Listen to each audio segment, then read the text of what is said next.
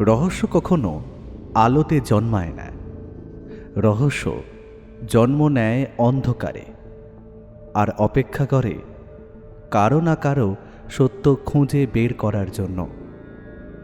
অন্ধকারে ঢাকা শহর, নীরব সাক্ষী দেয়াল, আর এমন কিছু প্রশ্ন যার উত্তর খুঁজে বের করে আনতে পারে একজনই, সত্যান্বেষী ব্যোমকেশ বক্সী।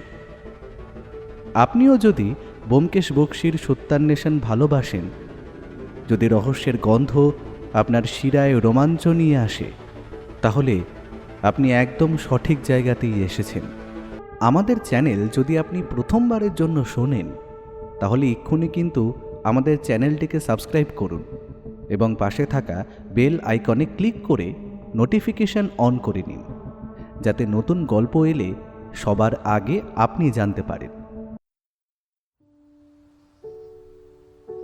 মাঘ মাস পেরিয়ে ফাল্গুন মাস পড়েছে, তবুও শীত যেন আরও জাঁকিয়ে পড়েছে। পুঁটিরামের কাছে আজ ব্যোমকেশ খিচুড়ি খাওয়ার আবদার রেখেছে। তারই আয়োজনে ব্যস্ত রান্নাঘরে সে। আমি কিছুটা সময় ঝুলবারান্দায় দাঁড়িয়ে সিগারেটে শুকটান দিয়ে কুয়াশা ঘেরা শীতের সকালের অপরূপ সৌন্দর্য উপভোগ করছিলাম। রাস্তাঘাট কুয়াশায় প্রায় ঢাকা, উল্টো দিকের বাড়িগুলোর ছাদ আবছা দেখা যাচ্ছে। মাঝে মধ্যে দু একটা রিকশার আওয়াজ আর ফেরিওয়ালার ডাক কানে আসছে। ঠান্ডা বাতাস বারান্দার গ্রিলে লেগে এক ধরনের শোঁ শোঁ শব্দ করছে।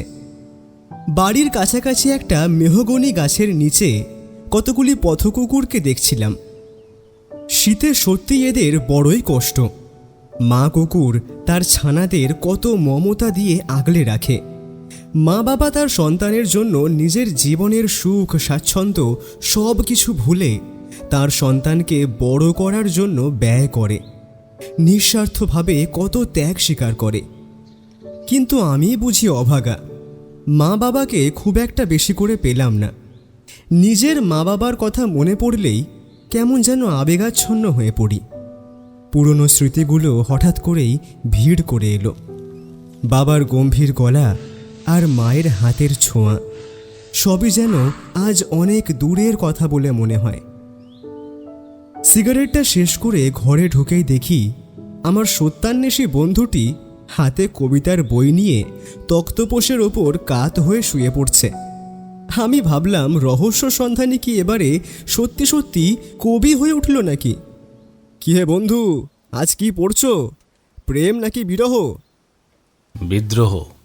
বিদ্রোহ? কবিতার এই লাইনগুলোর মধ্যে একটা অদ্ভুত জোর আছে, শোনো।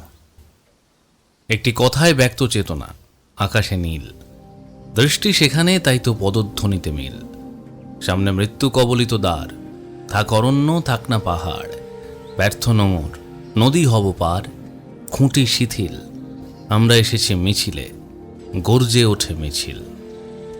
এ তো কবি সুকান্তের। তার কলমেরই আর এক নাম বিদ্রোহ। এই ধরনের লেখায় সমাজের আসল ছবিটা ফুটে ওঠে। ব্যোমকেশ আরও কিছু বলতেই যাচ্ছিল, তখনই দরজায় কড়া নাড়ার শব্দ শোনা যায়। আমি দরজার দিকে এগোতেই দেখি একজন মধ্যবয়স্ক ব্যক্তি, বেশি লম্বা নয়, একটি বিশালাকায় ভুঁড়ি বিদ্যমান, গৌরবর্ণ সুশ্রী মুখে হালকা গোঁফ রয়েছে। পরনের ধুতি পাঞ্জাবিও বেশ দামি মনে হচ্ছিল, আর পায়ে চামড়ার জুতো। ভদ্রলোকের কপালে চিন্তার ভাঁজ স্পষ্ট। তিনি বারবার নিজের রুমাল দিয়ে মুখ মুছছিলেন। কাকে চাই? ব্যোমকেশ বাবু আছেন? আসেন, আসুন ভেতরে।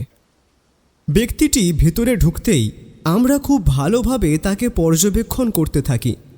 বইটা বন্ধ করে সামনের টেবিলে রাখে ব্যোমকেশ। ব্যোমকেশের চোখ দুটো তীক্ষ্ণ হয়ে উঠল। সে ভদ্রলোকের প্রতিটি নড়াচড়া লক্ষ্য করছে। আপনার পরিচয়টা? আগে আমি আদিত্য নারায়ণ ভট্টাচার্য, হুগলি জেলার ভট্টাচার্য রাজবংশের বর্তমান উত্তরাধিকারী। হুগলি জেলার বৈঁচির রাজা কৃষ্ণনারায়ণ ভট্টাচার্যের নাম শুনেছেন নিশ্চয়ই। তিনিই আমার পূর্বসূরি। কৃষ্ণনারায়ণ ভট্টাচার্য মানে বৈঁচি গ্রামে কৃষ্ণ মন্দির যিনি তৈরি করেছেন? হ্যাঁ, ওনার কথা ইতিহাসে পড়া আছে। হ্যাঁ, একদম তাই। এ তো সৌভাগ্য আমার, রাজবংশের পদধূলি পড়েছে আমার বাড়ির চৌকাঠে। কিন্তু এই অসময়ে হঠাৎ কি মনে করে? আসলে আমি মহা বিপদে পড়েই আপনার কাছে এসেছি। আপনার একটু সাহায্য চাই। বিপদ? কি বিপদ? রাজপরিবারের বিপদের কথা তো সচরাচর শোনা যায় না। আমাদের পুরনো যে রাজবাড়িটা আছে সেটা আমরা ভেঙে ফেলার সিদ্ধান্ত নিয়েছি। কারণ পুরনো দিনের রাজবাড়ি খুবই বিপজ্জনক। যদিও অনেক পর্যটকেরা আসেন সেই পুরনো রাজবাড়ি দেখতে, কিন্তু সমস্যাটা গিয়ে দাঁড়ায় আমাদের ওই রাজবাড়িটার যিনি পর্যবেক্ষক ছিলেন নাড়ু কাকা, তিনি আচমকাই উধাও হয়ে গেছেন। তার কয়েক মাস আগে নাড়ু কাকার মেয়েও নিখোঁজ হয়ে যায়। থানায় জানিয়েছি, কিন্তু এখনও তাদের কোনো সন্ধান পাইনি। পুলিশ তদন্ত করছে বটে, কিন্তু এখনও কোনো সূত্র পাওয়া যায়নি। বাড়িটা ভাঙার কাজও আটকে আছে এই কারণে। সে কি, একেবারে নিখোঁজ? তারা থাকতেন কোথায়? থাকতেন তো পুরনো রাজবাড়িতেই। আসলে ভুলটা আমারই। ওই রাজবাড়িটা ভেঙে ফেলার শুধু একটাই কারণ নয়, আরও কারণ আছে। কি কারণ? ব্যোমকেশ ভ্রু কুঞ্চিত করে জিজ্ঞেস করে। নিখিলেশ ভ্রু কুঞ্চিত করে জিজ্ঞেস করে। বুঝতে পারছিলাম বিষয়টা তার মনকে নাড়া দিয়েছে। ঠাকুরদার সময় থেকে শুনেছি যে ওই রাজবাড়িতে প্রায় 100 বছরের পুরনো নাকি একটি অষ্টধাতুর কৃষ্ণমূর্তি আছে, যার মূল্য আনুমানিক বর্তমান বাজারে প্রায় 2 কোটি টাকা। আমি এই মূর্তি সম্বন্ধে শুধু এটুকুই জানি যে এই কৃষ্ণমূর্তি প্রতিষ্ঠা করেছিলেন স্বয়ং সম্রাট আকবর। অষ্টধাতুর কৃষ্ণমূর্তির সঙ্গে রাধারানী নেই। 14 পুরুষ ধরে এই অষ্টধাতুর পুজো হয়েছে হুগলি জেলার বৈচি গ্রামে। সারা বছর এই মূর্তি পূজিত হলেও দোল পূর্ণিমায় পুজোর সময় মাটির মূর্তি তৈরি করে তার সামনে রাখা হয়। আকবরের সময় তৈরি হওয়া সেই মন্দির আর অবশিষ্ট নেই, রয়েছে শুধু পাথরের চৌকাঠটি। পরবর্তীকালে পুনরায় মন্দির তৈরি করে আমাদের ভট্টাচার্য পরিবার। বামদেব এসে প্রতিষ্ঠা করেন পঞ্চমুণ্ডির আসন। বৈচি গ্রাম দক্ষিণপাড়া ভট্টাচার্য বাড়ির কৃষ্ণমূর্তি সম্রাট আকবরের প্রতিষ্ঠা করা এই চৌকাঠের পাথর থেকে সাধক বামাখ্যাপা প্রতিষ্ঠা করেন পঞ্চমুণ্ডি আসন। ভট্টাচার্য পরিবারের বর্তমান কর্তা হিসেবে আমি চাই সেই পুরনো মূর্তি উদ্ধার হোক। সেই মূর্তি না থাকায় দীর্ঘ 40 বছর ধরে রীতি অনুযায়ী বংশ পরম্পরায় স্থানীয় কামারবাড়ির পটুয়া দিয়ে ঠাকুর তৈরি করা হয় ঠাকুর দালানে। এটাও শুনেছিলাম যে ওই কৃষ্ণমূর্তির সাথে আমাদের বংশের টিকে থাকার সম্পর্ক রয়েছে। বহু বছর আগে আমাদের রাজপরিবারে সেই অষ্টধাতুর কৃষ্ণমূর্তির পুজো হতো, কিন্তু কোনো কিছু কারণে সেই মূর্তিকে লুকিয়ে ফেলা হয়। বাবার মুখে শুনেছিলাম আমাদের বংশের উপর নাকি অভিশাপ পড়েছে, ওই মূর্তির পুজো করলে এক এক করে বংশ ধ্বংস হয়ে যাবে। সেই মূর্তি লুকিয়ে ফেলার অনেকগুলো বছর হয়ে গেছে, তারপর অনেক কিছু ঘটেও গেছে, কিন্তু অনেকবার সেই মূর্তি খোঁজার চেষ্টা করা হয়েছিল, কিছুই পাওয়া যায়নি। এরপর বাবা কাকারা যে চেষ্টা করেনি তাও নয়, যখন কিছুই পাওয়াও যায়নি তখন সবাই প্রায় হাল ছেড়েও দিয়েছে। আর আমার ভাইরা সবাই বিদেশে, তাদের আর এই কৃষ্ণমূর্তি নিয়ে কোনো মাথা ব্যথা নেই। শেষবার কৃষ্ণমূর্তি খোঁজা হয় বিগত 20 বছর আগে। তখন আমারই খুড়তুতো 2 দাদা হঠাৎ করেই নিখোঁজ হয়ে যায়। পরে তাদের মৃতদেহ রাজবাড়ির নাট মন্দিরে পাওয়া যায়। সেই থেকেই মূর্তি খোঁজা বন্ধ হয়ে যায়। এরপর গত 1 মাস আগে যখন এই রাজবাড়ি ভেঙে ফেলার সিদ্ধান্ত নেওয়া হয়, তখন নাড়ু কাকার মেয়ে মিনু বলে যে এই রাজবাড়িতে নাকি সত্যি কৃষ্ণমূর্তি আছে, আর সেটা খুঁজে না বের করেই রাজবাড়ি ভেঙে ফেলা ঠিক নয়। ও অনেকবার চেষ্টা করেছিল বোঝানোর, কিন্তু আমি বিশ্বাস করিনি। গত 1 মাস আগে ও আচমকা নিখোঁজ হয়ে যায়। তারপর আচমকাই নাড়ুও নিখোঁজ। নাড়ু কাকার ছেলে মোহন মিনু আর নাড়ু কাকাকে অনেক খোঁজার চেষ্টা করে, কিন্তু পায়নি। ওই মূর্তিটার জন্য আমাদের পরিবারে অনেক অঘটন ঘটেছে। আমি চাই এইবার অন্তত মূর্তির কোনো হদিশ মিলুক। এই অষ্টধাতুর গল্পটা কি সত্যি? সত্যি বলতে আমি নিজেও এর সত্যতা জানি না, সবই পুরনো লোককথা, কিন্তু নিখোঁজ হওয়ার ঘটনাগুলো তো মিথ্যে নয়। যতদূর মনে হয় শেওড়াফুলির রাজা থাকাকালীন হুগলি নদীর তীরে ব্যবসা বাণিজ্য হতো, সেখানে অনেক ব্যবসায়ী বসতিও স্থাপন করেছিল। কৃষ্ণনারায়ণ ভট্টাচার্যের অনেক ইতিহাসও আছে, যদিও গুপ্তধন বা কৃষ্ণমূর্তি থাকলেও থাকতে পারে। ঐতিহাসিক তথ্যের উপর ভিত্তি করে কোনো সিদ্ধান্ত নেওয়া মুশকিল, তবে সম্ভাবনা পুরোপুরি উড়িয়ে দেওয়া যায় না। কিন্তু সেই গুপ্তধন বা কৃষ্ণমূর্তি কোথায়? কোনো হদিশই তো নেই। আমার এসবে বিশ্বাস নেই। তাহলে আমাকে কি করতে হবে? আপনি শুধু এইটুকু করুন যে আদেও কি কোনো গুপ্তধন আছে ওই রাজবাড়িতে, সেটাই উদ্ধার করতে হবে। মূর্তিটা থাকলে তা উদ্ধার হোক, আর না থাকলে এই ভুল ধারণার অবসান হোক। মিনু আর নাড়ুবাবু তাদের নিখোঁজ হওয়াটা? না, সেটা আপনাকে কিছু করতে হবে না। আপনি শুধু রাজবাড়িতে গুপ্তধন আছে কিনা সেটাই উদ্ধার করুন, আর এর জন্য আপনাকে আমি নগদ 1000 টাকা পারিশ্রমিক দেব। 1000 টাকা? হ্যাঁ, আমি শুধু চাই এই হত্যালীলা বন্ধ হোক। গুপ্তধন সত্যিই থাকলে তা উদ্ধার হোক। আর যদি উদ্ধার করতে না পারি? আমার বিশ্বাস আপনি এর সত্যতা উদ্ধার করতে পারবেন, আর যদি নাও পারেন তবু আপনার পারিশ্রমিক সেটাই থাকবে, আর এই আপনার অগ্রিম। আদিত্য নারায়ণ বাবুকে দেখলাম কথাটা শেষ করেই পাঞ্জাবির পকেট থেকে একখানা চামড়ার ছোট থলে বের করে তার থেকে 5টা 100 টাকার নোট ব্যোমকেশের সামনে রাখা কবিতার বইয়ের ভেতরে গুঁজে দেয়। ও সেটা দেখে কোনো অভিব্যক্তি না করেই সিগারেটের খাপটা থেকে একটা সিগারেট বের করে ঠোঁটে গুজেই আদিত্য নারায়ণ বাবুর দিকে এগিয়ে দেয়।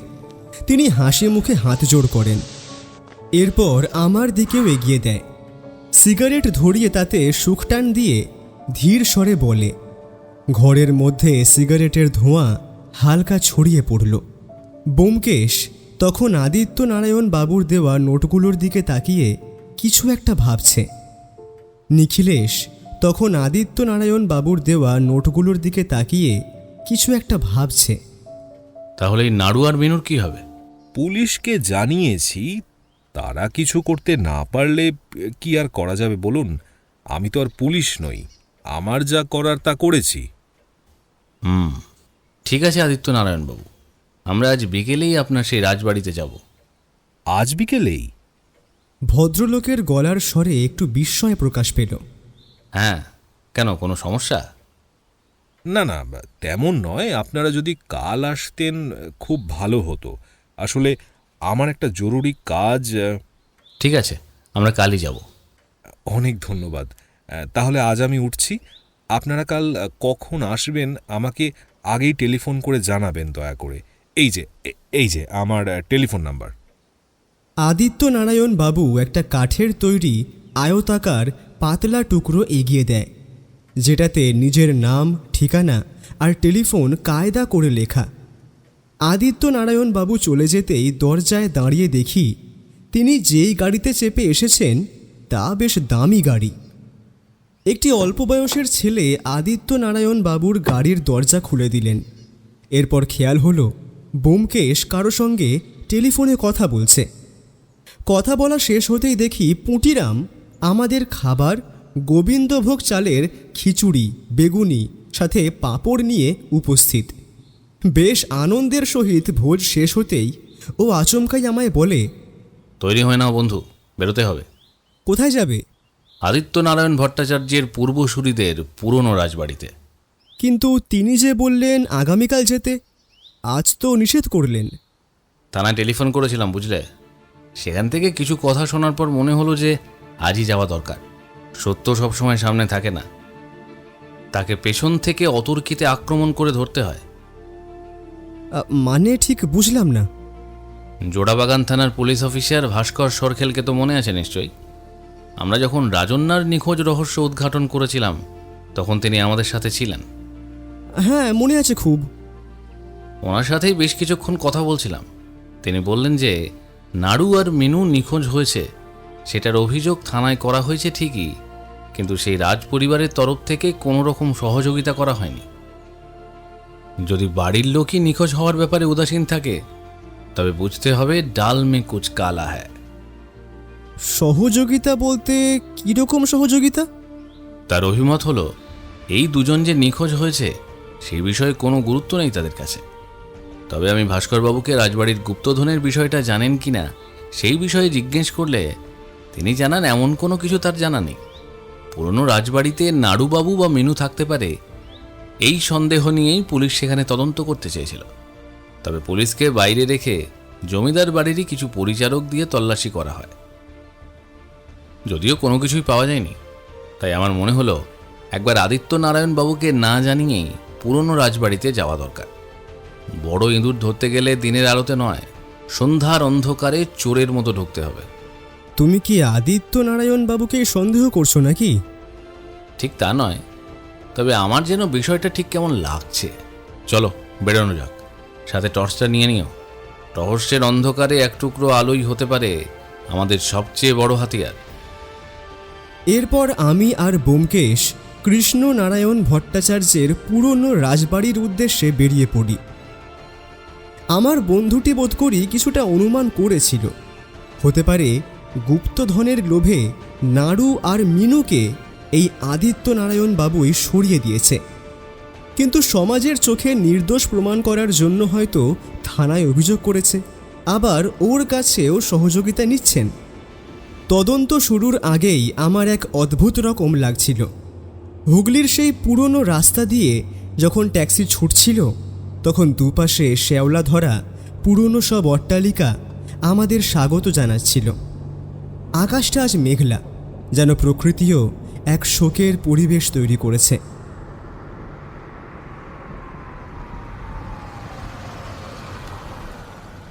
ট্যাক্সি এসে থামে বইচির একটি স্বামীজির আশ্রমের সামনে। না, আমাদের কোনো আশ্রমে যাওয়ার উদ্দেশ্য নেই। আসলে সামনে রাস্তার উপর স্বামীজির ভক্তরা পদযাত্রা করছেন। কিছুক্ষণ পর পদযাত্রা শিথিল হলে ট্যাক্সির সামনের দিকে এগিয়ে যায়। হঠাৎ লক্ষ্য করি তখনই রাস্তার অপর প্রান্তের স্বামীজির আশ্রমের সামনে একটি দামি গাড়ি এসে দাঁড়ায়। গাড়ি থেকে যেই ব্যক্তি নামেন তাকে দেখে অবাক হলাম। তিনি আদিত্য নারায়ণ বাবু। আশ্রমের ভেতরে ঢুকে গেলেন।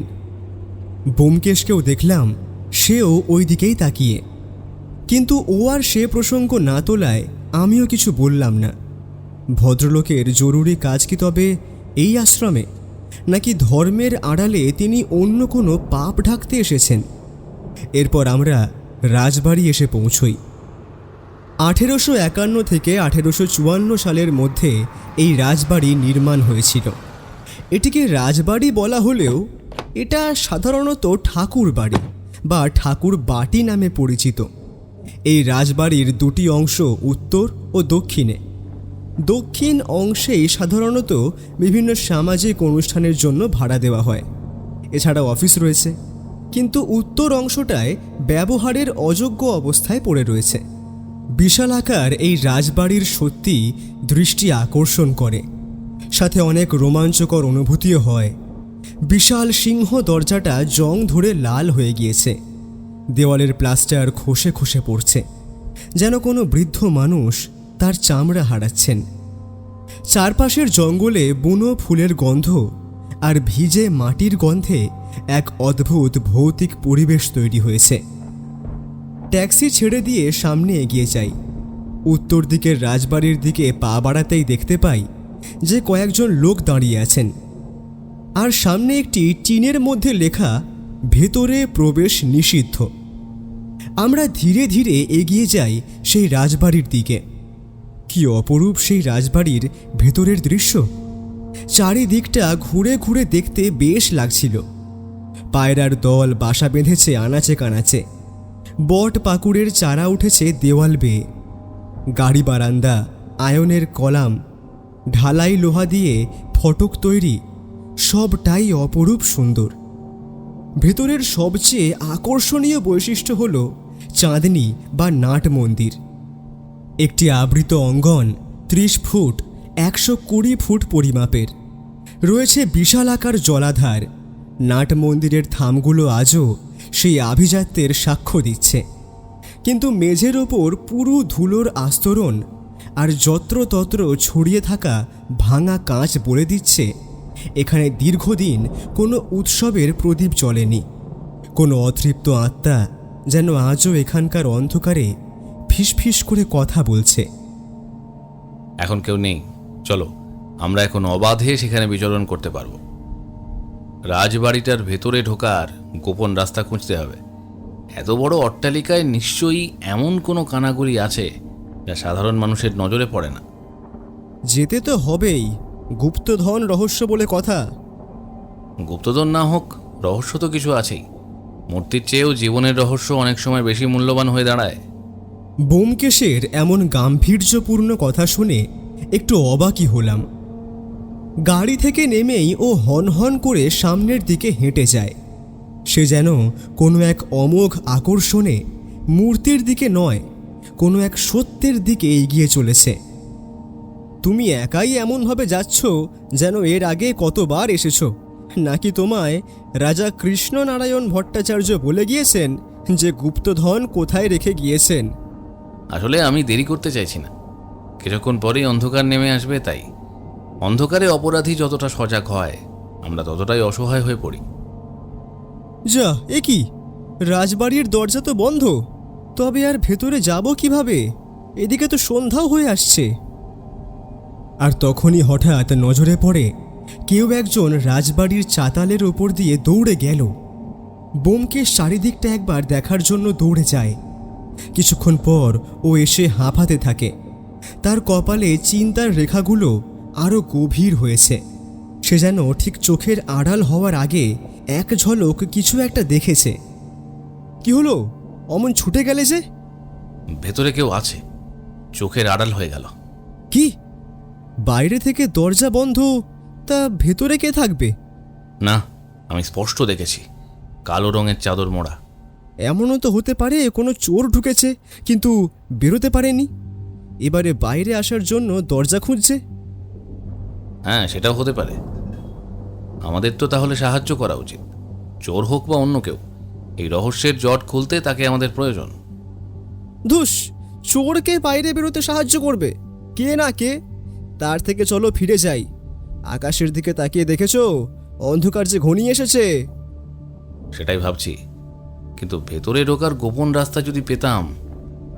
সত্যিই কি কোনো সুড়ঙ্গ আছে যা সরাসরি গর্ভগৃহে গিয়ে মেশে? আমরা দুজনে কথা বলতে বলতেই আচমকা গুলির শব্দে চারিদিক যেন কেঁপে ওঠে। কিছু পায়রা চাতাল থেকে ডানা ঝাপটে উড়ে যায়। পুরনো দেওয়ালগুলো যেন ভয়ে কেঁপে ওঠে। আর তখনই রাজবাড়ির ছাদ থেকে কালো চাদর মুড়ি দেওয়া একটা মাঝবয়সী ছেলের মৃতদেহ নিচে এসে পড়ে। আমরা এই দৃশ্য দেখে হতভম্ব হয়ে যাই। খুন! রক্তের একটা সরু ধারা সেই ধুলো মাখা মেঝের ওপর ছড়িয়ে পড়েছে। ছেলেটার চোখ দুটো খোলা, যেন মরার মুহূর্তেও সে কোনো ভয়ঙ্কর দৃশ্য দেখেছে। আমি বললাম না ভেতরে কেউ আছে? এই ছেলেটার কথাই তো বললাম। শিকারি যখন শিকারে বেরোয় তখন সে চিহ্ন রেখেই যায়। আমাদের এক্ষুনি এখান থেকে বেরোতে হবে, তাড়াতাড়ি চলো। আমাদের এই মুহূর্তে ফিরে যাওয়া ঠিক নয়, চলো গোপন রাস্তা খুঁজতে হবে। রাজবাড়ির কৃষ্ণমূর্তি বেহাত হতে দেওয়া যাবে না। রক্ত যখন ঝরতে শুরু করেছে তখন বুঝতে হবে আমরা লক্ষ্যবস্তুর খুব কাছে আছি। আদৌ কি এমন কিছু আছে বলে তোমার মনে হয়? আছে ঠিকই, নইলেই খুন কেন? হয়তো এখনও কেউ ঠাউর করতে পারেনি কোথায় আছে সেই কৃষ্ণমূর্তি। লোভ যখন মানুষকে পশু বানায় তখন সে সোনার জন্য মাটি খুঁড়তে দ্বিধা করে না। ওর গলায় যেন অদ্ভুত স্বর। আমরা দুজনেই এগিয়ে যাই প্রাচীরের দিকটাতে। খনি ভেতরে আছে, আমাদের ধরতে হবে। এইভাবে আমরা পালিয়ে যেতে পারি না। ভয় পেলে সত্য চিরকাল অন্ধকারই থেকে যাবে। কিন্তু কিভাবে ভেতরে যাবে ব্যোমকেশ? সামনের বিশাল সদর দরজায় তালা ঝুলছে। চারিদিকের ঘেরা প্রাচীর এতটা উঁচু যে লাফিয়ে ওঠা অসম্ভব। ভেতরে যখন কেউ আছে তার মানে সে কোনো না কোনো দরজা দিয়ে ঢুকেছে, সেটাই খুঁজতে হবে। চলো পেছন দিকটা চলো। রাজ পরিবারের গোপন যাতায়াতের জন্য কোনো না কোনো দরজা নিশ্চয়ই খোলা আছে। পেছনের দিকে বেশ জঙ্গল আছে, সাবধানে চলতে হবে। ওই দেখো, ওই পেয়ারা গাছের একটা ডাল প্রাচীরের দিকে নুইয়ে গেছে। গাছে উঠে সহজেই প্রাচীরের ওপর লাফানো যাবে। আমি উঠছি, তুমি ধীরে ধীরে উঠে এসো। শরীরে জোর না থাকলেও বুদ্ধির জোরে আমাদের এই দেওয়াল টপকাতে হবে। এরপর আমরা দুজনেই লাফিয়ে পড়ি ভেতরে। আমি আর ব্যোমকেশ সিঁড়ি ভেঙে ওপরে উঠে যাই। বড় বড় সব দরজাগুলো বন্ধ, অন্ধকারে ঢেকে যাচ্ছে রাজবাড়ি। টর্চ জ্বালিয়ে এগোতে থাকি, আর তখনই এক জায়গা থেকে গোঙানির শব্দ শুনতে পাই। গোঙানির শব্দ অনুসরণ করে সেদিকে এগিয়ে যেতেই একটি ঘরের সামনে এসে দাঁড়াই। দরজাটা বাইরে থেকে বড় ছিটকানি দেওয়া। ঘরের ভেতর থেকে আসা সেই করুণ শব্দটা বাতাসে এক হিমেল স্রোত বইয়ে দিল। মনে হচ্ছিল কোনো মৃতপ্রায় মানুষ তার শেষ নিঃশ্বাস ফেলছে। গোঙানির আওয়াজ তো ভেতর থেকেই আসছিল এতক্ষণ, কিন্তু এখন তো আর পাওয়া যাচ্ছে না। সেটাই ভাবছি, দরজা খুলবো কিনা। কথাটা বলেই ব্যোমকেশ শব্দ করে দরজায়। কেউ আছে ভেতরে? কেউ কি আছে? ও বলতে থাকে, আর তখনই কেউ একজন ভেতর থেকে আবারও গোঙাতে শুরু করে। এবারে দুজনে দরজা খুলে ভেতরে প্রবেশ করতেই দেখি বিভিন্ন সব বড় বড় আসবাবে ভর্তি, কিন্তু বোঝার উপায় নেই। পুরনো পালঙ্ক, জংধরা আলমারি আর ছেঁড়া গদি সব একাকার হয়ে পড়ে আছে। টর্চের আলোয় ঝুলকালিগুলো মাকড়সার জালের মতো দুলছে। কেউ কি আছে? এবারে গলার আওয়াজটা আবারও শোনা যায়। পা টিপে টিপে টর্চ জ্বালিয়ে শেষে একটি বড় আলমারির পেছনে গিয়ে দাঁড়াতেই দেখি একটি লোককে পিছমোড়া করে বেঁধে রাখা হয়েছে, মুখে কাপড় বাঁধা। আমরা গিয়ে তড়িঘড়ি তাকে খুলে ফেলে তার হাত পায়ের বাঁধন আলগা করে দিই। কে আপনি? আর এখানে কেই বা আপনাকে বেঁধে রেখেছে? লোকটির মুখের ওপর টর্চের আলো ফেলতেই দেখি লোকটির বয়স প্রায় 50-এর বেশি হবে। গালে কাঁচা পাকা দাড়ি, পরনে ফতুয়া আর ধুতি, চামড়া প্রায় ঝুলে গিয়েছে। কপালে ঠোঁটে আঘাতের চিহ্ন। তার ওপর যে শারীরিক নির্যাতন হয়েছে তা বেশ বোঝাই যাচ্ছে। কাঁপা কাঁপা স্বরে বলে সেই লোকটি বলল, আমি নাড়ু, এই জমিদার বাড়ি দেখাশোনা করি। তো তো তো- তো- তোমরা কারা? ভগবান কি তবে আপনাদের পাঠিয়েছেন?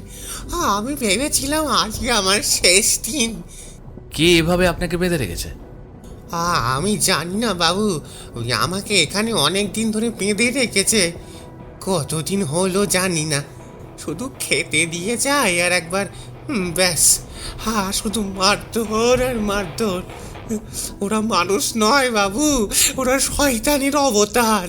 সোনার মূর্তির লোভে ওরা সব শেষ করে দিচ্ছে। কি কয়েকদিন ধরে এইখানে এইভাবে? কিন্তু কেন? হ্যাঁ, আমাকে ওরা আর বাঁচতে দেবে না, আর বাঁচতে দেবে না। কিন্তু কেন? আমাদের এখানে বেশি দেরি করা ঠিক নয়, চলুন আপনি এখান থেকে চলুন। বন্ধু, তুমি ওনাকে নিয়ে বাইরে বেরিয়ে যাওয়ার চেষ্টা করো, আমি পরে যাব। এই বিপদসংকুল জায়গায় নাড়ুবাবুকে বেশিক্ষণ রাখা মানে তার মৃত্যুকে ত্বরান্বিত করা। কিন্তু তুমি একা থাকবে নাকি এখানে? দেখো, এই সময়টা কিন্তু বড়ই খারাপ। তুমি নাড়ুবাবুকে নিয়ে থানায় যাও। যদিও আমি টেলিফোনে বলেছিলাম ভাস্করবাবুকে আজ বিকেলে রাজবাড়িতে আসছি, এখনও যখন এসে পৌঁছায়নি তুমিই যাও। আমিও দেখি কৃষ্ণমূর্তি খুঁজে পাওয়া যায় নাকি। যাও যাও, আর দেরি করো না। থানায় খবরটা দেওয়া অত্যন্ত জরুরি, কিন্তু তার চেয়েও জরুরি এই মূর্তির রহস্যের শেষ দেখা। নিজের খেয়াল রেখো, আমরা আসছি। আর সাবধান, এখানে কিন্তু বিপদ প্রতি মুহূর্তে। আমার কথা ভেবো না, তাড়াতাড়ি যাও, থানায় যাওয়াটা বেশি জরুরি। ওরা আমার মেয়েটাকেও বাঁচতে দিল না, আর আজ ওরা আমাকেও মেরে ফেলতে চায়। লোভ এদের শেষ করে দিল। আমার মিনু, ও মিনু রে, তুই কোথায় মা? মিনু। নাড়ু উচ্চস্বরে কাঁদতে থাকে। তার গলার স্বরে এমন এক যন্ত্রণা ছিল যা আমাদের বুক ফাটিয়ে দিচ্ছিল। একজন বাবার এই হাহাকার যেন ওই রাজবাড়ির অভিশাপ হয়ে ঝরে পড়ছিল। ওরা বাঁচতে দিল না মানে? কারা? কার কথা বলছেন? যাদের লোভ বেশি, এই রাজবাড়ির গুপ্তধনের লোভ যাদের পিছু ছাড়ছে না, তারা আমার মেয়েটাকেও কি অসহ্য যন্ত্রণা দিয়ে মেরে ফেলেছে। আমার মেয়েটাকে ওরা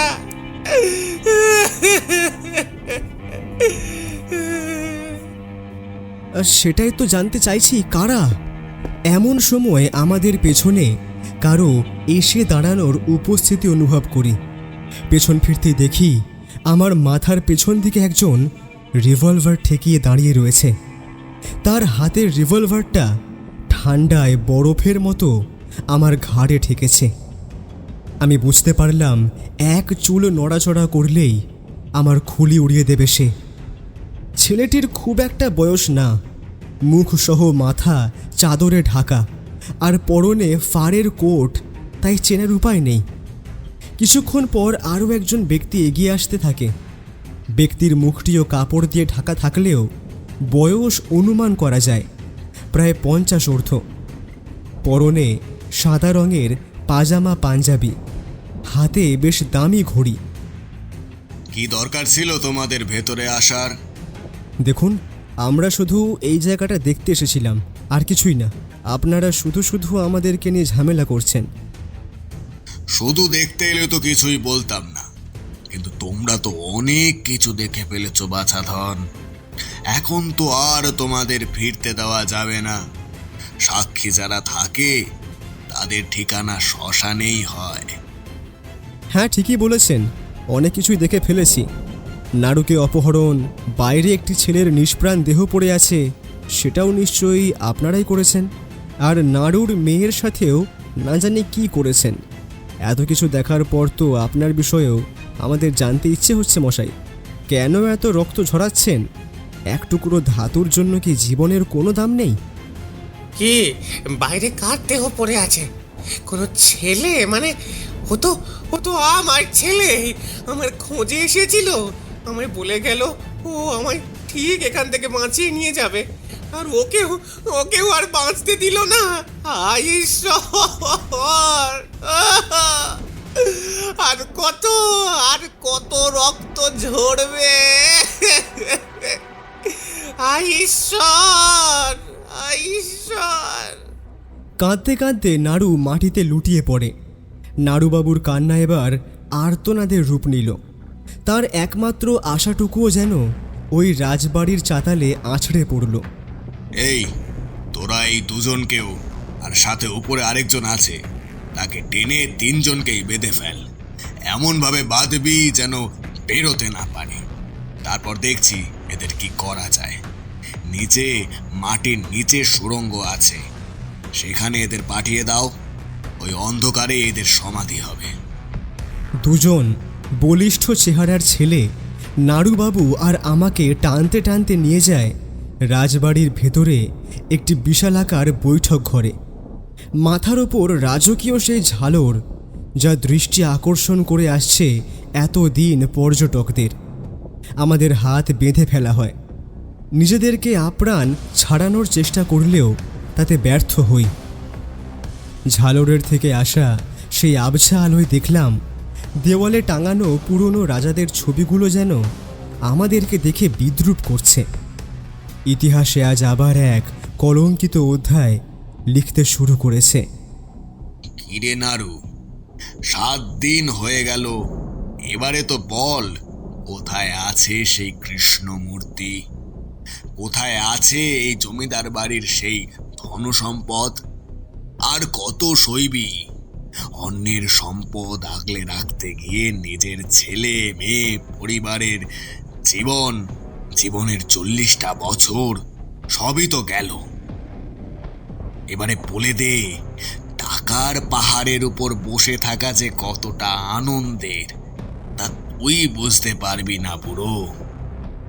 বল, নয়তো তোর নাড়ি ভুড়ি আমি বের করে আনবো।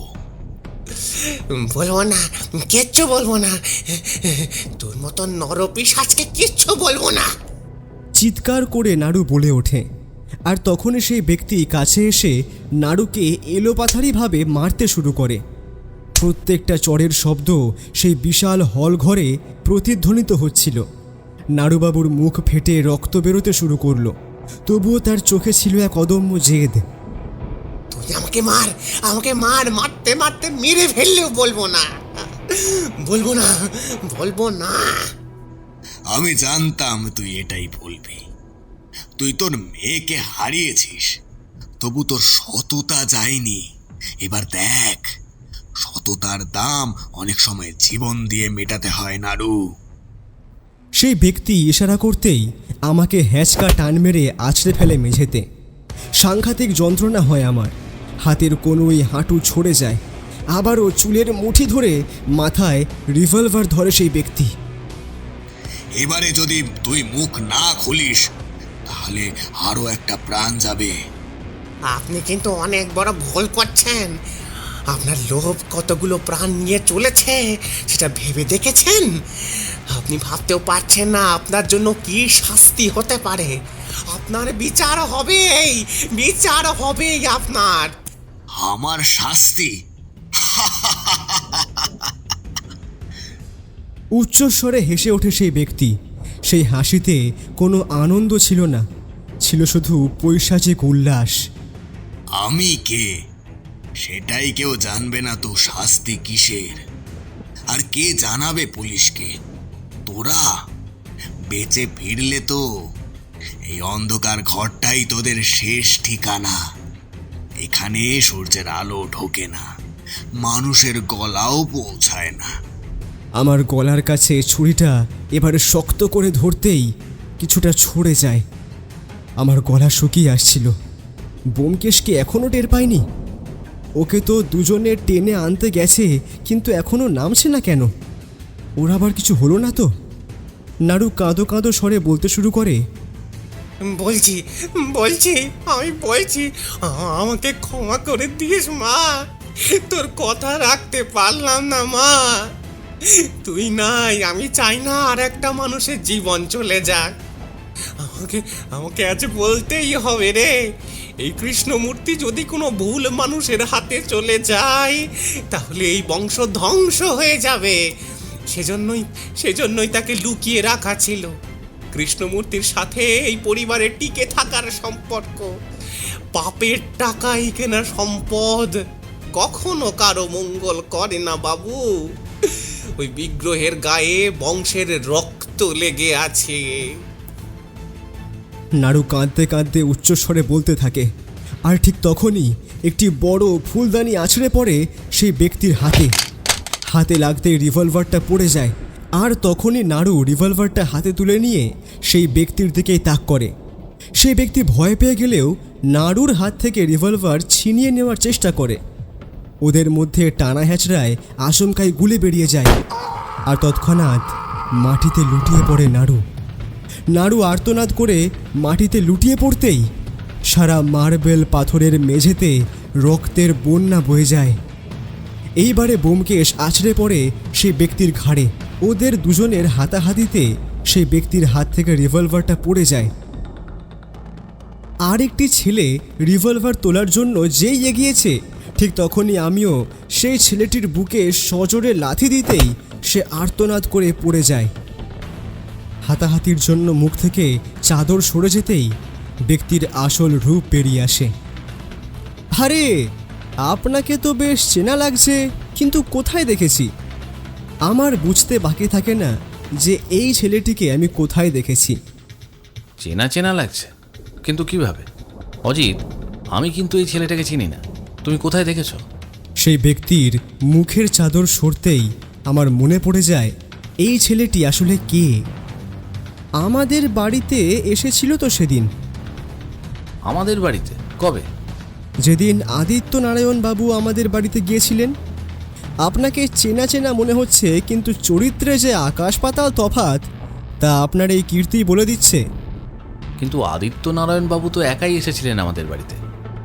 হ্যাঁ, তিনি ভেতরে একাই ঢুকেছিলেন ঠিকই, তবে সেদিন যখন তিনি বাইরে বেরিয়ে আসেন, বাইরে বেরিয়ে দেখেছিলাম এই ছেলেটি আদিত্য নারায়ণ বাবুর গাড়ির দরজা খুলে দিচ্ছিল। ব্যোমকেশ ভ্রু কুঞ্চিত করে সেই ছেলেটির দিকে তাকিয়ে থাকে, তারপর সেই মধ্যবয়স্ক ব্যক্তিটির দিকে তাকায়। তাহলে আপনিও নিশ্চয়ই চেনা হবেন। আপনি কে? ও কথাটা বলেই সেই মধ্যবয়স্ক ব্যক্তিটির দিকে এগিয়ে গিয়েই সজোরে মুখে বেঁধে রাখা চাদরটি সরিয়ে ফেলতেই প্রকট হয় সুদর্শন কার্তিকের মতন একটি মুখমণ্ডল। যদিও আমি এনাকে চিনতে পারি না, কারণ আদিত্য নারায়ণ বাবুর পরিবারের কারোর সাথেই কোনো কথা বা সাক্ষাৎ হয়নি। তুমি কি চেনো এই সুদর্শন কার্তিককে? ব্যোমকেশেরও সেই ব্যক্তিকে দেখেই কার্তিকের নামটাই মনে পড়ল। কি মিল আমাদের চিন্তাভাবনার, একেবারে হরিহর আত্মা। না না, আমি ঠিক চিনতে পারলাম না। আপনি আদিত্য নারায়ণ বাবুর কেউ হন নাকি? ব্যোমকেশ আর আমাদের কথোপকথনের মাঝেই কথায় কথায় দুই বলিষ্ঠ চেহারার ছেলেগুলো এতক্ষণ জড়বস্তুর মতন ওই অনেকটা থামগুলোর মতন আমাদের ঘটনাগুলো দেখছিল। এবারে সেই ব্যক্তির কথা শুনে তারা এগিয়ে আসে, ওকে দুহাত দিয়ে দুদিকে টেনে ধরে। সে নিজেকে ছাড়াবার অনেক চেষ্টা করে, কিন্তু তার কোনো লাভই হয় না। 250 বছরের রাজবাড়ির ভেতরে তখন চলছে এক ভয়ঙ্কর পরিস্থিতি, যা বাইরের জগতের সকলের অজানা। ব্যোমকেশের হাত থেকে রিভলভার ছিনিয়ে নেয় সেই ব্যক্তি। ওর চশমাটা একপাশে ঝুলে পড়েছে, তার কপালে সামান্য ক্ষতের দাগ। লোকগুলো তাকে জানোয়ারের মতো চেপে ধরেছে। এবার আর অপেক্ষা নয়, এবারে একেবারে জমের দুয়ারে যাবি তোরা দুজন। গুরুদেবের আদেশ তো আমাকে মানতেই হবে। গুরুদেবকে আমি চিন্তা একদম করতে না বলেছি। এর আগে 7 জনের যা হয়েছে তোদেরও ওই একই হাল হবে। না না, কাকপক্ষী তো টের পাবে না তোদের বডি কোথায় গেল। তোদের লাফড়া মিটিয়ে দিয়ে আমি আজ গুপ্তধন খুঁজে বের করেই ছাড়ব। মানচিত্রটা আমার কাছেই আছে। এই, এদের ওই ইদারায় ফেলে দিয়ে আয়, আর তাড়াতাড়ি কর। সেই দুজন ছেলে ব্যোমকেশকে টানতে টানতে নিয়ে যেতে গেলে আমিও আমার কনুই দিয়ে সোজা ছেলেটার বুকে ঘুষি মারতেই সে আর্তনাদ করে ওঠে। আর ছুরিটা কেড়ে নিয়ে সেই ছেলেটাকে সজোরে লাথি মারতেই সে গিয়ে ওই ব্যক্তির পায়ের কাছে পড়ে। আর সকলের নজর সেই দিকে পড়তেই ও সেই ব্যক্তির হাত থেকে রিভলভারটা ছিনিয়ে নেওয়ার চেষ্টা করে, কিন্তু অসাবধানতাবশত শূন্যে বেরিয়ে যায় আর গিয়ে ঝালরে লাগানো মোটা দড়িতে লাগে। আর তখনই ঝালরটা দীর্ঘক্ষণ দ্রুত কাঁপতে থাকে। সারা রাজবাড়ি কাঁপতে থাকে, যেন এক বিরাট ভূমিকম্প শুরু হয়েছে, এখন সব ভেঙে পড়বে।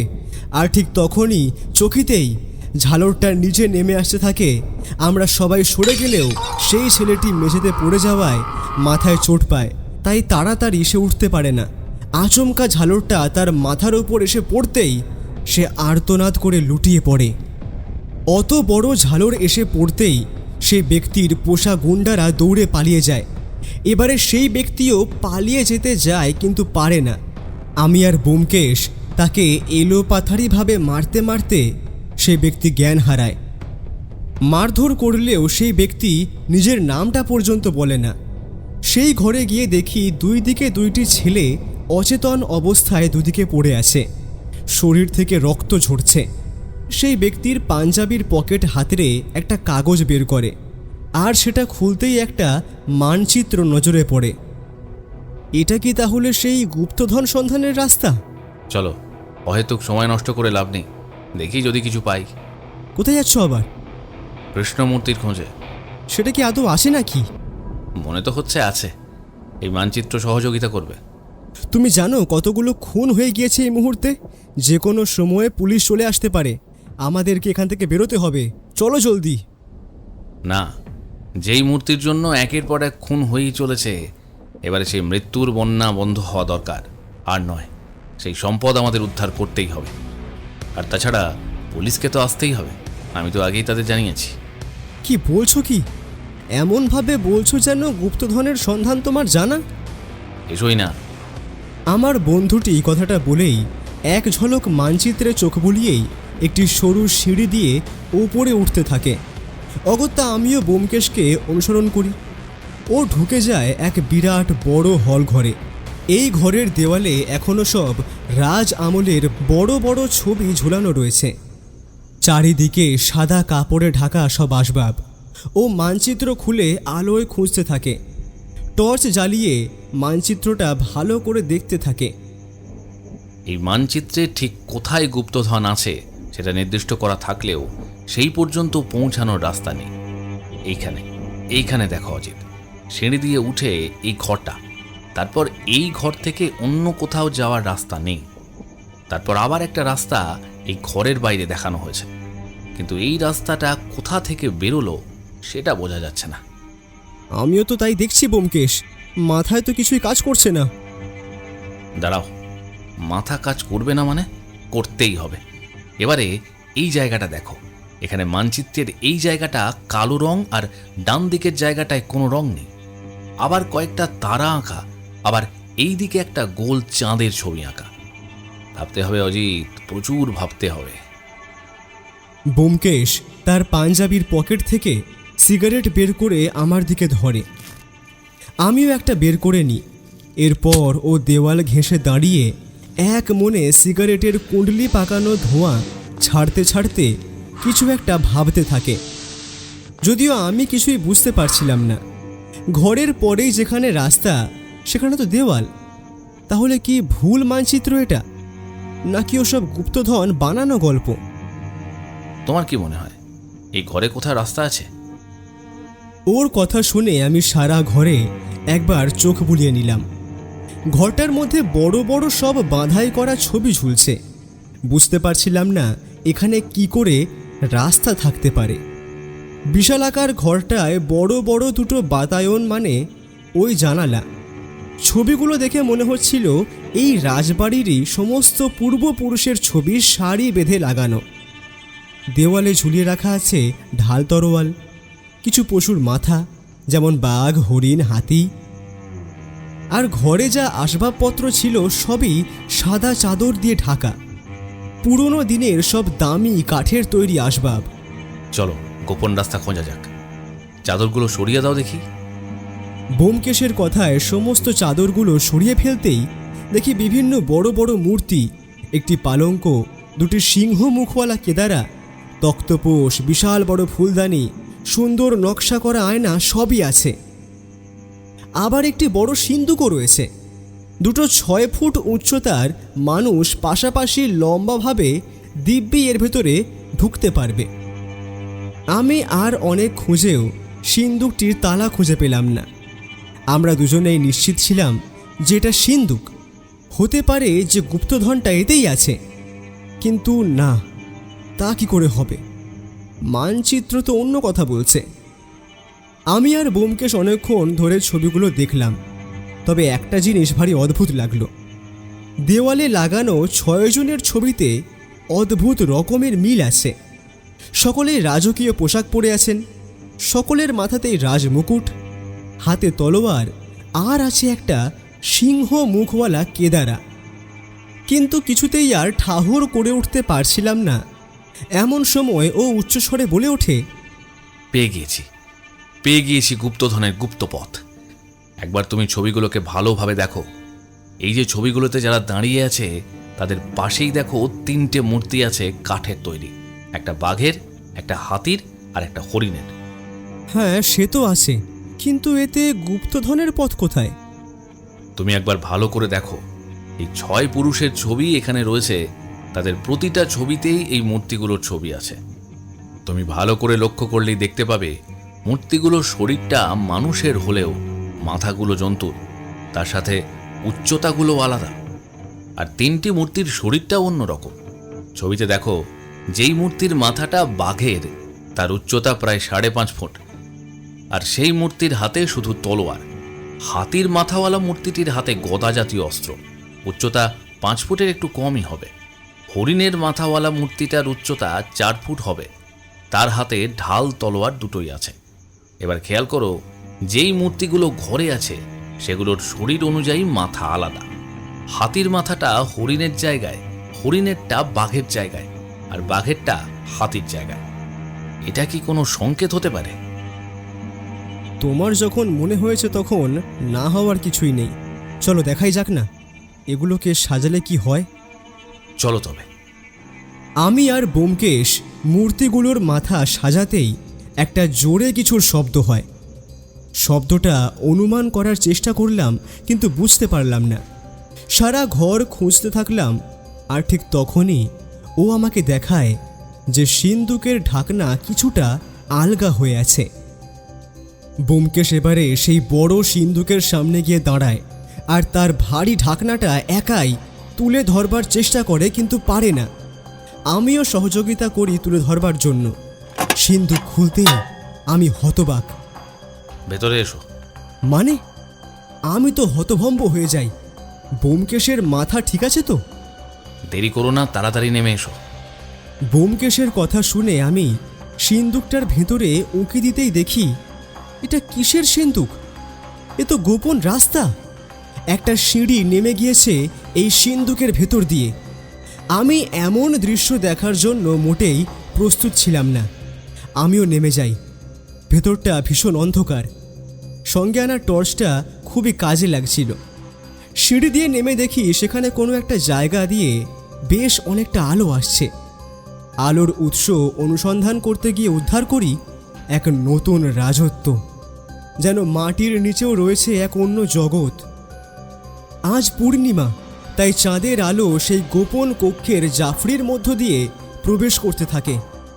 রাজকীয় প্রাসাদের স্থাপত্য শৈলী প্রায়শই সেই সংস্কৃতি এবং যুগকে প্রতিফলিত করে যেখানে তারা নির্মিত হয়েছিল। এরপর প্রাসাদের বড় বড় কক্ষগুলির ভেতরে অভ্যন্তরীণ দেওয়ালে প্রায়ই জটিল ফ্রেস্কো এবং চিত্রকর্ম দেখা যায়, যা রাজকীয় জীবন, ধর্মীয় থিম বা পৌরাণিক গল্পের বিভিন্ন দৃশ্য চিত্রিত করে। সেইগুলিও বেশ অসাধারণ।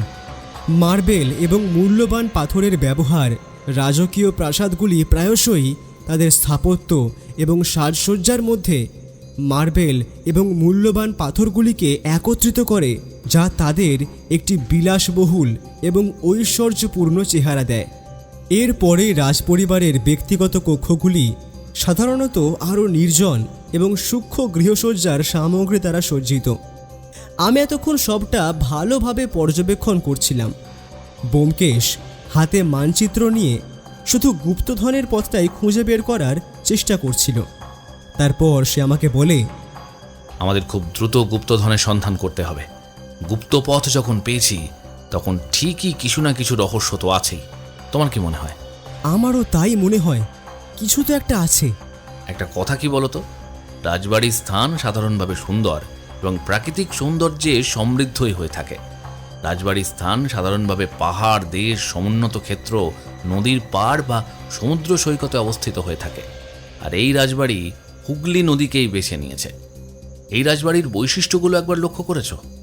রাজবাড়ির স্থাপত্যশৈলী আধুনিক বা ঐতিহাসিক সময়ের উপযুক্ত হতে পারে। এই বাড়িগুলি সাধারণভাবে উচ্চ দেওয়াল, দরজা, বাগান এবং আলঙ্করণের উপর নির্ভর করে রয়েছে। রাজবাড়ির আশেপাশে একটি পর্যাপ্ত বাগান এবং আলঙ্করণের একটি স্থান রয়েছে। এই বাগানে সুন্দর ফুল, গাছ, পুষ্পশক বৃক্ষ এবং সিঙ্গার পশ্চিমের সাথে দেখা যায়। রাজবাড়ির ভিতরে সাধারণভাবে ঐতিহাসিক মূর্তি, চিত্র এবং অন্যান্য প্রাচীন কার্যকরী আয়তন দেখা যায়, যা অতি পুরনো ইতিহাসের সাক্ষী দেয়। উচ্চকক্ষ এবং দরবার রয়েছে।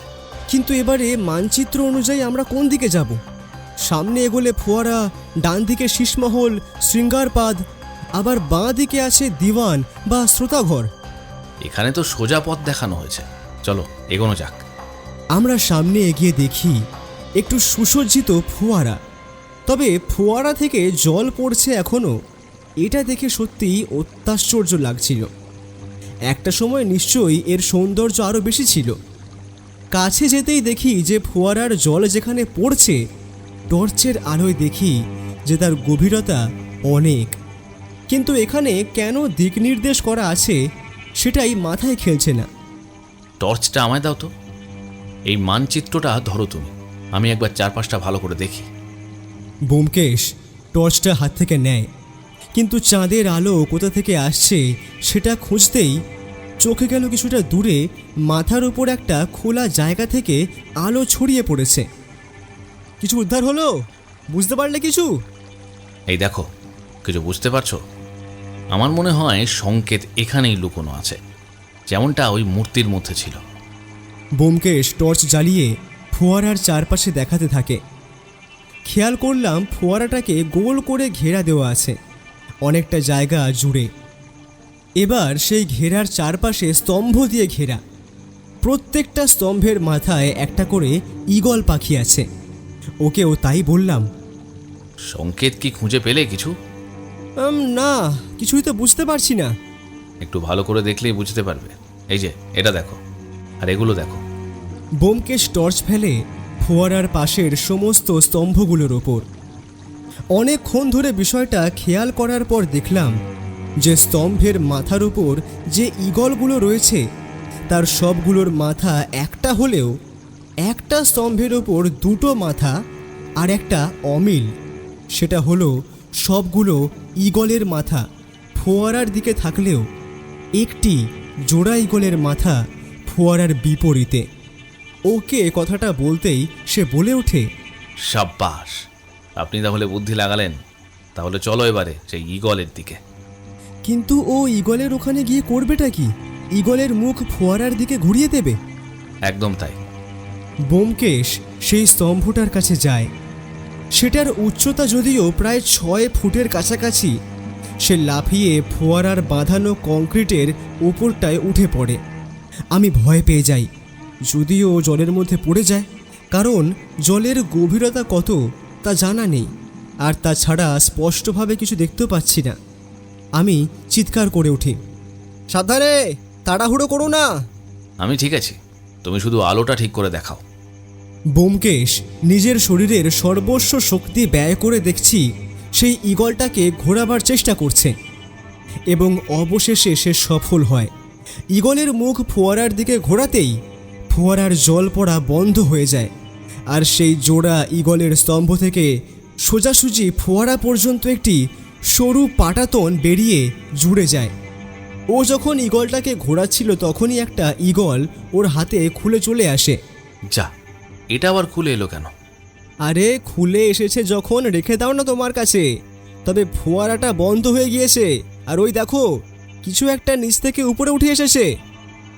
ব্যোমকেশ যদিও ওর হাতে খুলে আসা ঈগলের মাথাটা নিয়ে ভাবছিল বলে পেছনে খেয়াল করেনি, যদিও চারিদিকে হালকা অন্ধকারে কিছুই নজরে পড়বার কথা নয়। আমার কথায় ব্যোমকেশ পেছন ফিরে তাকায়। আরে হ্যাঁ, তাই তো, আলোটা ঠিক করে ফেলো তো। আলোটা ফেলতেই দেখি যে একটি কাঠের মোটামুটি বড় একটা বাক্স ফোয়ারার মাথায় রয়েছে। সেটা নিচ থেকে উপরে উঠে এসেছে।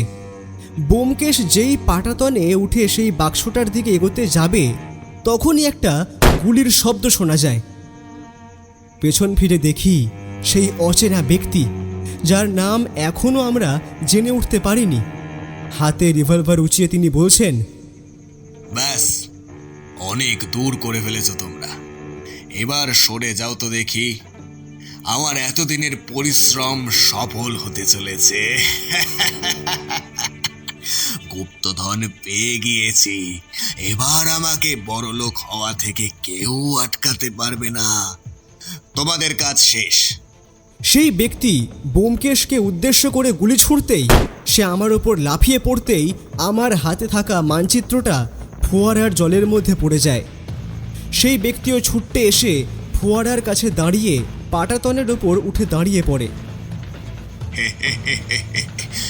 এবার আমাকে আর কেউ আটকাতে পারবে না। আমি এবারে গুপ্তধন পেয়েই যাব। 20 বছরের অপেক্ষার অবসান ঘটাবো। দেখুন, আপনি ভুল করছেন। আমার মনে হয় না এখনো গুপ্তধন পর্যন্ত আমরা পৌঁছাতে পেরেছি। নেমে আসুন, বিপদ হতে পারে। আমি কোনো কথা শুনতে চাই না। আমাকে আর মিথ্যে বলে লাভ নেই। কথাটা বলেই লোকটা সেই বাক্সটা তুলতে যায় সেখান থেকে, কিন্তু পারে না। বাক্সটা খোলারও চেষ্টা করে, কিন্তু কিছুতেই খুলতে পারে না। একটা সময় সেই পাটাতনটা কেঁপে ওঠে। সেটা এতক্ষণে স্তম্ভ আর ফোয়ারার মধ্যে সাঁকোর কাজ করছিল। সেই ব্যক্তির বাকি দিকে কোনো ভ্রুক্ষেপ নেই। আপনি নেমে আসুন, এই জলে পড়ে যেতে পারেন আপনি, কথা শুনুন। ব্যোমকেশ অনেকবার চিৎকার করলেও লোকটি শোনে না। এবারে যেটা হয় সেটা দেখার জন্য আমরা মোটেও প্রস্তুত ছিলাম না। পাটাতনটা এক ঝটকায় কেঁপে উঠতেই সেই ব্যক্তি জলে পড়ে যায়। আমাকে বাঁচান, আমাকে বাঁচান। আমি সাঁতার জানি না, দয়া করে আমাকে বাঁচান, দয়া করে আমাকে বাঁচান। আপনাকে কতবার বোঝালাম, আপনি শুনলেন না। এতটা নিচে আপনি কিভাবে আপনাকে তুলবো বলুন তো? দাঁড়ান, চেষ্টা করছি। ব্যক্তিটি জলের মধ্যে বাঁচার জন্য আপ্রাণ চেষ্টা করতে থাকে। এবারে সজোরে কেউ বলে ওঠে তখনই, লোভে পাপ, পাপে মৃত্যু। কে ওখানে? আলোটা ফেলো। আলোটা ফেলতেই দেখি গেরুয়া বসন পরিহিত একজন মধ্যবয়স্ক ব্যক্তি, যার গলায় রুদ্রাক্ষ, কপালে বড় তিলক, পরনে নামাবলী। ধীরে ধীরে সামনে এগিয়ে আসে সে। হর হর মহাদেব। এই ব্যক্তিকে কেমন যেন চেনা চেনা লাগছে, কোথায় দেখেছি। ব্যোমকেশ খুবই ধীর স্বরে বলে। ফোয়ারার দিকে এগিয়ে যেতেই সেই গুরুজির হাতের টর্চটা জলে ফেলতেই সেই ব্যক্তি চিৎকার করে বলে, গুরুজি, আপনি এসেছেন। দেখুন, আমি গুপ্তধন উদ্ধার করে ফেলেছি, কিন্তু ওরা আমাকে জলে ফেলে দিয়েছে। আমাকে বাঁচান গুরুজি। সেই গুরুজি আচমকাই তার কোমরের গোঁজ থেকে রিভলভার বের করেই সেই ব্যক্তির দিকে তাক করে গুলি চালায়। তৎক্ষণাৎ সেই ব্যক্তি নিস্তব্ধ হয়ে যায়, জলের গভীরে ডুবে যায়। হর হর মহাদেব। বিশ্বাসঘাতকদের কোনো ক্ষমা নেই। এই ব্যক্তি সেই ব্যক্তি না? রাজবাড়ির কাছাকাছি যে আশ্রম আছে, উনি সেই আশ্রমেরই মহারাজ মনে হচ্ছে। হ্যাঁ, ঠিক ধরেছ, কিন্তু এরা দুজন এখানে এলো বা কেমন করে? ওহো, আমরা তো মারাত্মক ভুল করেছি। তখন সিন্ধুকের দরজাটা বন্ধই করিনি, সেই পথ দিয়েই বোধহয় এরা এসেছে। ব্যোমকেশ বাবু, আপনি কৃষ্ণ মূর্তি উদ্ধার করুন। কথা দিচ্ছি, এর জন্য আপনি আমার থেকে প্রচুর উপহার পাবেন। আর যদি উদ্ধার না করি? তাহলে আজই শেষ দিন আপনার। মানচিত্র নেই, সেটা জলে পড়ে গেছে, মূর্তি উদ্ধার সম্ভব নয়। এই, বেশি চালাকি নয়। মূর্তি উদ্ধার করতে না পারলে এইখান থেকে যেতে পারবে ভেবেছ? কাকপক্ষীয় টের পাবে না কোথায় আছেন, তাই কথা না বাড়িয়ে তাড়াতাড়ি করুন। ব্যোমকেশ পাটাতনের উপরে উঠে দাঁড়িয়ে এগিয়ে যায় সেই ফোয়ারার উপর বাক্সটার দিকে। বাক্সটা দেখতেও অদ্ভুত, বেশ বড় ও সুন্দর, জটিলভাবে নকশা করা। বারবার ভুল করলে তার পরিণতি কি হতে পারে সেটা আর বলার অবকাশ রাখে না। এই বাক্সটা এমনি খুলবে না, একটু অন্য রকম তালা দেওয়া, চাবি লাগবে। বারবার ভুল করলেই বিপদ। আর তাছাড়া বাক্সটা বেশ ভারী। তাহলে চাবি খুঁজুন। বাক্স এখানে, চাবিও আশেপাশেই হবে। ব্যোমকেশ এবারে কি মনে হতেই হাতে থাকা ঈগলের মাথাটা বের করে পকেট থেকে। তারপর সেই বাক্সের চাবি লাগানোর জায়গায় সেই ঈগলের মাথার ঠোঁটটা গুঁজে দেয়, আর এতেই কাজ হয়ে যায়। বাক্সটার সাথে লাগানো আংটাটা খুলে যায়। ও দেখতে যায়, কিন্তু গুরুজি বাধা দেন। এখানে আনুন, আমি আগে দেখব। অগত্যা আমার বন্ধুটি নেমে এসে বাক্সটা গুরুজির হাতে দেয়, আর তখনই দুটো ছেলে আমার আর ব্যোমকেশের পেছনে রিভলভার ঠেকিয়ে দাঁড়ায়। গুরুজি বাক্সটা খুলতেই দেখি একটি অসাধারণ অষ্টধাতুর তৈরি কৃষ্ণ মূর্তি। আহারে, এই তো সেই কৃষ্ণ মূর্তি। পেয়েছি, আমি পেয়েছি। এতদিনের তপস্যা আমার সার্থক। সত্যি ব্যোমকেশের প্রশংসা না করে পারা যায় না, কিভাবে জটিল সমস্যাগুলোর সমাধান করে ফেলে। আমি আর ব্যোমকেশ ধীরে ধীরে এগোতে থাকি। একটা সময় সেই গুরুজি আর ছেলে দুটো চক্রবুহু হারিয়ে যায়। আমরা দুজন অনেকটা সময় পর অবশেষে শীর্ষমহলের কেন্দ্রস্থলে এসে পৌঁছই।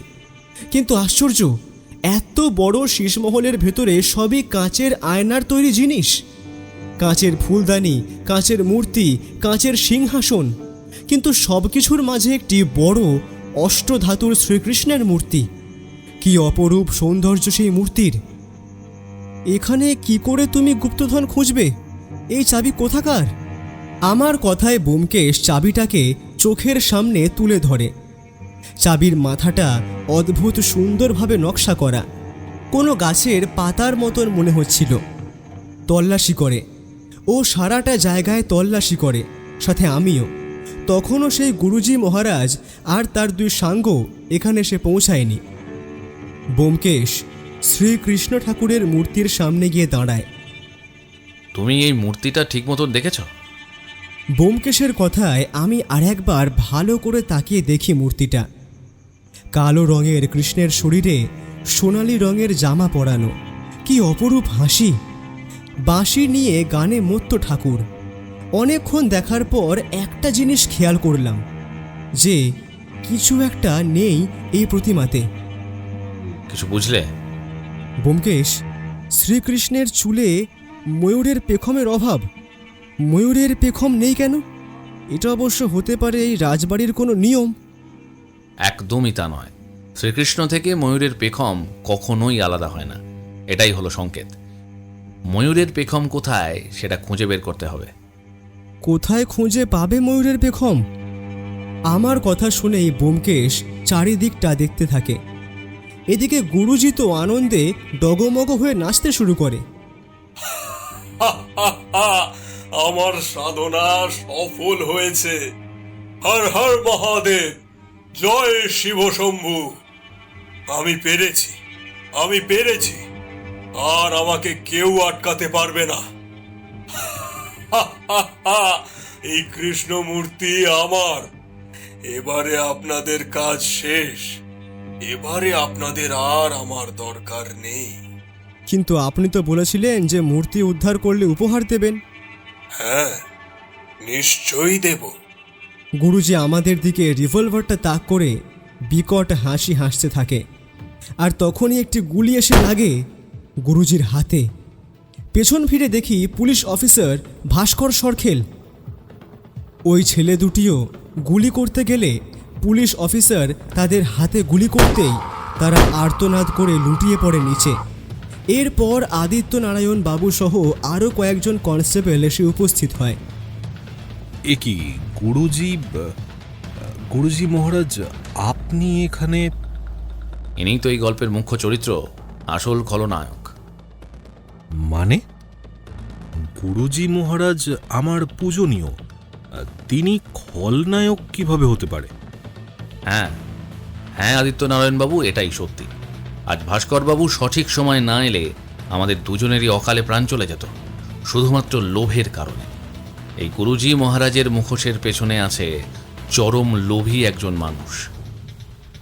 আমি বিশ্বাস করতে পারছি না গুরুজি, আপনি শেষ পর্যন্ত তাহলে কি নাড়ু আর মিনুকেও আপনি? ছি ছি ছি ছি! রাজবাড়ির বাইরে নাড়ুর ছেলে, ভেতরে নাড়ুর মৃতদেহ দেখেই বুঝেছি কিছু একটা সাংঘাতিক ঘটেছে। আমি ভাবতেও পারছি না যে শেষ পর্যন্ত অর্থের লোভে। কি মহারাজ, আপনি কি বলবেন কবে থেকে এই পরিকল্পনা করছেন? আর নাড়ুর ছেলে সহ বেচারি নিষ্পাপ মেয়েটাকে কেন খুন করেছেন? হ্যাঁ? গুরুজি মহারাজ নিশ্চুপ হয়ে বসে থাকেন। বাকি ছেলে দুটো জ্ঞান হারিয়েছে। চুপ থেকেই বা কি করবেন? আপনি এবারে ধরা পড়েই গেছেন, বেরোবার পথ নেই মহারাজ। বলুন, কবে থেকে আপনার এই মূর্তির লোভ? 20 বছর থেকে। 20 বছর থেকে আমি এই গুপ্তধনের রহস্য ভেদ করতে চাইছি। কি 20 বছর থেকে? আপনি 20 বছর আগে কিভাবে জানলেন? 25 বছর আগে আমি আদিত্য নারায়ণের বাড়িতেই থাকতাম। আমার বাবা এই জমিদার বাড়ির পরিচারক ছিলেন। আমি সারাদিন এই বাড়ির চৌহদ্দিতেই কাটিয়েছি। 20 বছর আগে আদিত্য নারায়ণের খুড়তুতো দুই দাদা কোনো পুরনো বই ঘেঁটে জানতে পারে যে এই রাজবাড়িতে গুপ্তধন আছে। তারা সন্ধান চালায়। কয়েকদিন পর গুপ্তধনের মানচিত্র খুঁজে পায়, কিন্তু তারা অনেক চেষ্টা করেও রাস্তা খুঁজে পায়নি। আমি একদিন সেই ঘরে যেখানে গুপ্ত পথ রয়েছে তাদেরকে দেখি। ওরা কিছুতেই খুঁজে পাচ্ছিল না কোথায় গুপ্ত পথ। আমি ওদের বলি যে আমি সহযোগিতা করতে পারি, কিন্তু ওরা পরিচারকের ছেলে বলে আমায় অপমান করে। আমিও সেই অপমান মেনে নিইনি। পরদিন রাতে দুজনকেই শ্বাসরোধ করে খুন করে মৃতদেহ দুর্গা নাট মন্দিরে রেখে দিই। তার কয়েক মাস পরে বাবা মারা গেলে আমি রাজবাড়ি ছেড়ে চলে যাই। কিন্তু গুপ্তধনের লোভ পিছু ছাড়েনি। বংশের দুজন লোক মারা যাওয়ার পর আর কেউ গুপ্তধনের নাম করেনি। এরপর আমি দীর্ঘ কয়েক বছর জ্যোতিষ শাস্ত্র নিয়ে পড়াশোনা করে মহারাজ হই। সকলের মনে বিশ্বাস অর্জন করি। ছোট ছোট সমস্যা সমাধান করতেই সকলে অনেক অর্থ দিতে লাগলো। রাজবাড়ির কাছাকাছি আশ্রম তৈরি করলাম। দাড়ি গোঁফ বড় হওয়ায় আমাকে আদিত্য নারায়ণের চেনার কথাই নয়। প্রতি রাতে চুপ করে রাজবাড়িতে গুপ্তধনের খোঁজে আসতাম, কিন্তু ব্যর্থ হয়েছি। পরে সেই মানচিত্রের কথা মনে পড়ে, সেটাও খুঁজে পাই না। এরপর পরিকল্পনা করি আদিত্য নারায়ণের নায়েব পরিতোষকে শিকারের কাজে লাগাবো। ওকে লোভ দেখাতেই আমায় সাহায্য করতে রাজি হলো। সে আমার বিষয়ে ভালো ভালো কথা বলে আদিত্য নারায়ণকে আমার কাছে আসতে বাধ্য করে। আমার উদ্দেশ্য ছিল গুপ্তধনের খোঁজ নেওয়া। এরপর খবরের কাগজ পড়ে জানতে পারি রাজবাড়িটা ভেঙে ফেলা হবে। আমি আদিত্য নারায়ণকে বাধা দিই, বলি যে এটা শুভ সময় নয়। এরই মধ্যে আদিত্য নারায়ণ জানায় যে মিনু নামে একটা বাচ্চা মেয়ে, সে জানে মূর্তির খোঁজ। কিন্তু আদিত্য নারায়ণ বিশ্বাস করেনি। আমাকে সেটা বলেও। পরিতোষকে দিয়ে মিনুকে ভয় দেখালেও মিনু কিছুতেই বলেনি সেই মানচিত্র কোথায়। মেয়েটাকে মারধর করলে একদিন মরে যায়। মিনু নাড়ুকে বলেছিল মূর্তির কথা। নাড়ুর ছেলে মোহন মিনুর জন্য পাগল হয়ে উঠেছিল।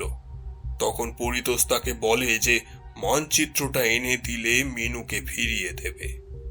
মোহন মানচিত্র নিয়েও আসে পরিতোষের কাছে, কিন্তু মিনুকে না পেয়ে সে মানচিত্র দিতে চায় না। পালাতে গেলে পরিতোষ গুলি করে, আর ছেলেটি মারা যায়। নাড়ুকে এখানেই বেঁধে রাখা হয়েছিল, সাথে মানচিত্রটাও নেওয়ার ছিল। ব্যোমকেশ কিছু না জানিয়েই এভাবে এখানে উপস্থিত হবে ভাবতেই পারিনি।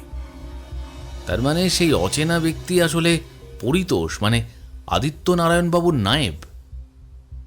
হ্যাঁ, ঠিক তাই। আর পরিতোষবাবু হাত করেছিল আদিত্য নারায়ণ বাবুর সহকারীকে, সেই ছেলেটি যার নাম পটলা। সেই তো আমাদের বাড়িতে এসেছিল। হ্যাঁ, সে আদিত্য নারায়ণ কোথায় যায় কি করে সব খবর দিত। 25 বছর আগে আপনি আমাদের বাড়িতে ছিলেন। দাদারা মারা যাবার পর আপনিও চলে যান, মানে প্রজ্ঞানন্দই কি প্রজ্ঞানন্দ মহারাজ, মানে সেই প্রজ্ঞান আর মহারাজ প্রজ্ঞানন্দ একই মানুষ? আমি ভাবতেও পারছি না। আচ্ছা, পরিতোষ বাবুকে আপনি গুলি করলেন কেন? সে তো আপনাকে সহযোগিতা করছিল। সে গুপ্তধনের লোভে স্বার্থপর হয়ে উঠেছিল।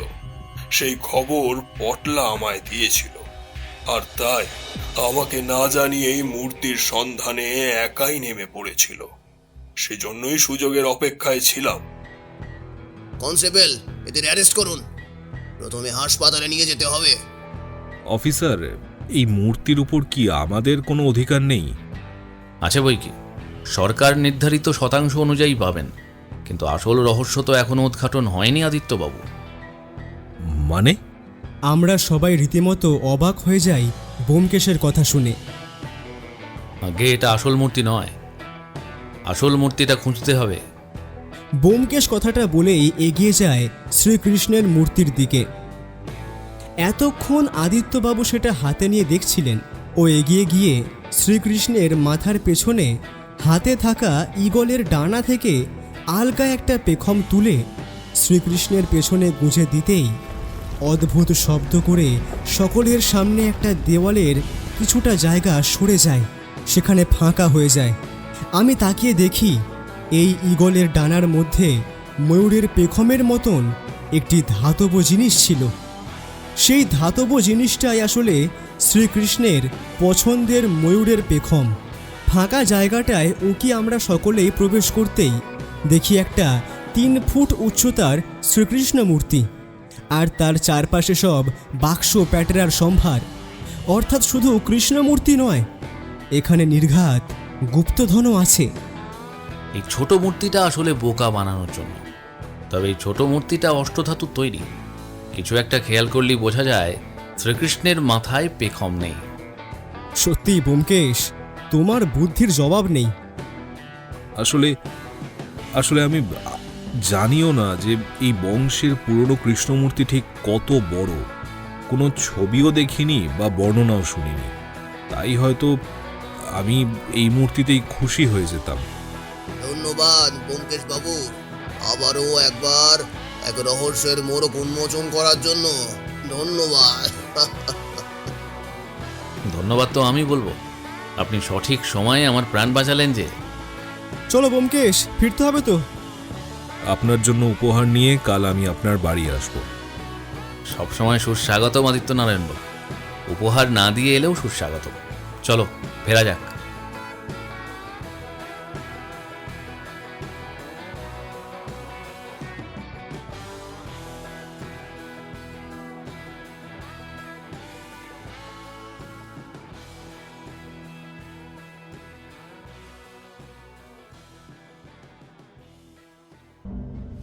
সব রহস্যের সমাধান হয় না, কিছু রহস্য বেঁচে থাকে পরবর্তী গল্পের জন্য। আজকের মতো ব্যোমকেশ বিদায় নিল, কিন্তু শহরের অন্ধকার জানে এই শেষ নয়।